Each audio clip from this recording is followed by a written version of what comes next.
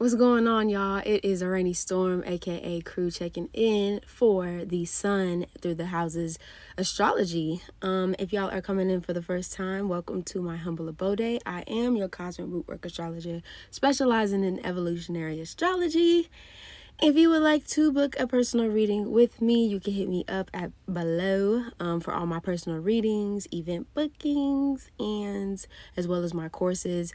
I'm also at this point in time accepting and doing personal readings for donation and tip base. So if you would like to support my travels, you can do that. And also on a barter and trade tip as well. So definitely hit me up for that. And also, if you subscribe to my newsletter, monthly new moon newsletter, you can receive a free houses and astrology course download. So y'all make sure y'all check that out. My podcast and also Patreon membership is available as well. So let's get right up on into it. What is the energy of the sun? And let's talk a little bit about how the second house goes hand in hand here. So when we talk about the sun, this is the energy that we talk about our vitality. It rules over Leo. This is the energy of like our vigor, our passion. When the sun rises, it's kind of like the second ascendant in a sense of, we're rising to this particular occasion. This path becomes illuminated in our lifetime of the lessons that we have also come here to learn.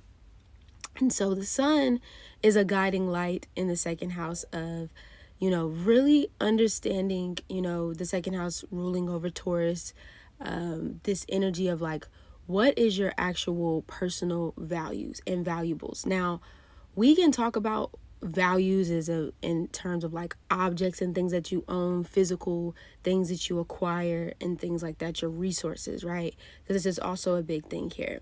But all in all, your sun being in the second house, this is really teaching you about your physical values, your emotional values, your psychological, like it goes so much deeper than this material plane, right? Also too, because if we talk about I always think about Taurus, and I know it rules, the body part that it rules, and the one that comes out to me the most is the throat. So this is also about, even though it's not the third house per se, this is actually communicating your value. That's why I said really understanding your value in a place of where you're able to communicate those things with other people.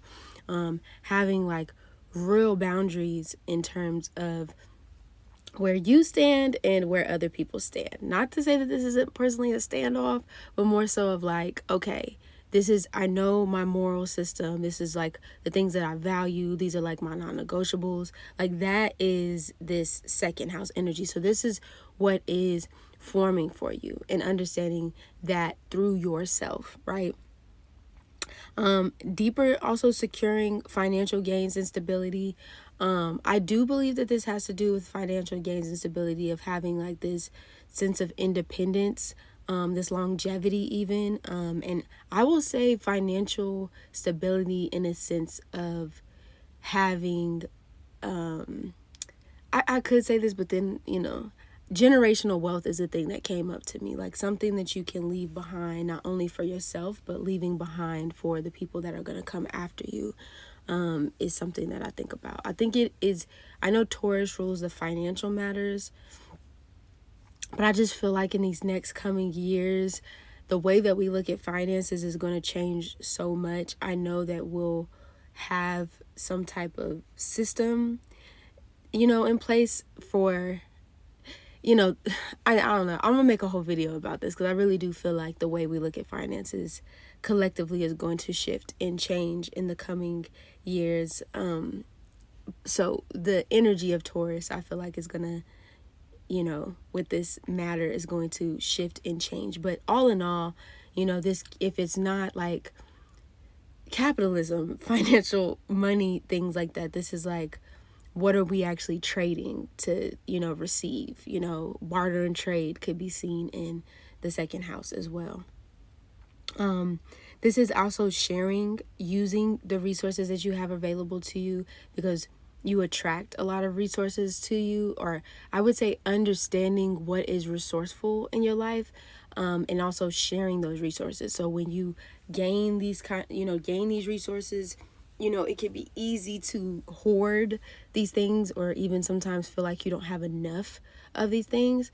But knowing that when you do share these resources because you have them available to you, that they always come back tenfold in some way, shape, or form. So that's what you can see with the second house here. Now, this is also having this sense of self-sufficiency. Like I said, once again, it's deeper than just financial self-sufficiency. This could come in many forms of self-sufficiency. I think this is creating independence around, like I said, where you stand, what it is that you value, like wholeheartedly. I would even ask the second house, sun in the second house of like, you want to definitely check the sign. You want to see what's aspecting this in particular, but really ask yourself, like, what beyond having financial resources, if this is the type of energy that you have, but beyond feeling like you need, or in this society that we live in, beyond the financial resources that you acquire, what are the things that you actually really value? So for example, valuing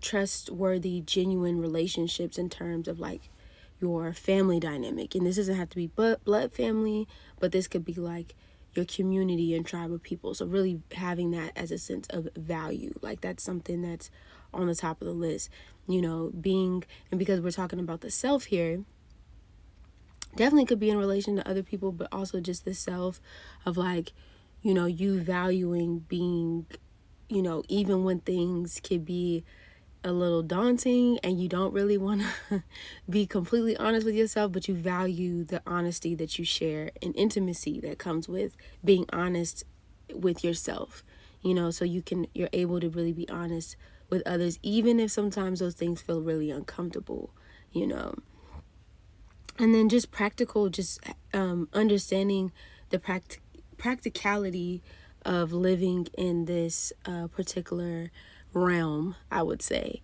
Understanding your value in the day-to-day things that you do, like I said, in the ways in which you communicate your values and the things that you seek, I would even say, like, when it comes to like the things that you desire, just being like very steadfast in, not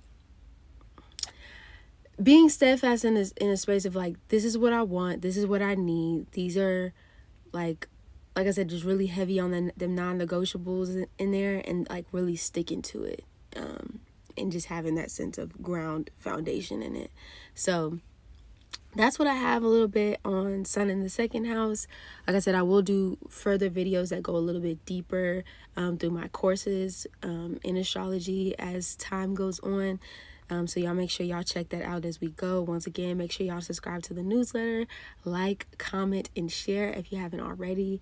And I will see y'all on the next video, sun in the third house. And let's go. You already know what it is. It's already start checking in, checking out without a doubt. Deuces.